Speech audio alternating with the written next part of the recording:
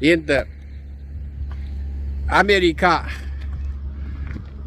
бір әскері дүние бойынша бірінші, ғылымы бірінші, қаржы доллар өз қолында, сыртқы дипломатия өз қолында, НАТОны ұйымдастырған және жетекшілік етеді.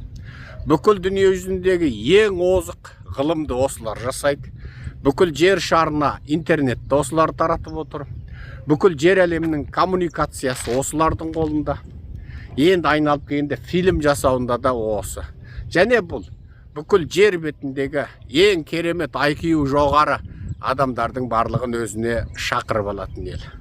Салыстырып отырсаң, Қазақстан ең ақылды қазағының бәрі, ең ақылды деген жастар, ең талантты деген жастар, потенциалы жоғары деген жастар, ертең бір жерді тесіп шығады-ау дейтін жастардың барлығы түңіліп қазір Қазақстаннан кетіп жатыр.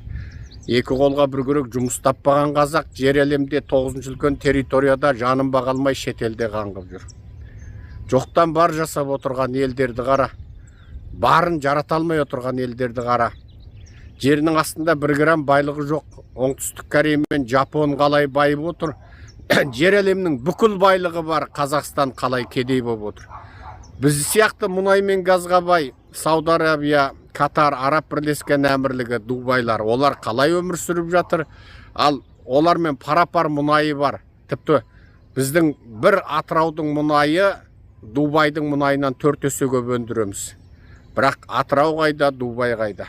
Ақтау қайда? Ойланайықшы қазақтар. Бір уақыт салыстырайық.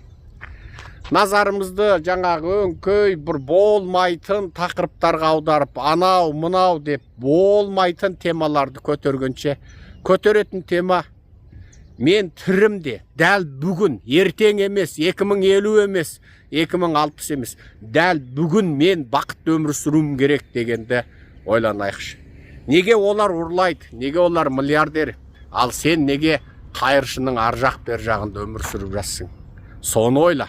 Басқа анау-мынау әңгімеге басыңды қатырма.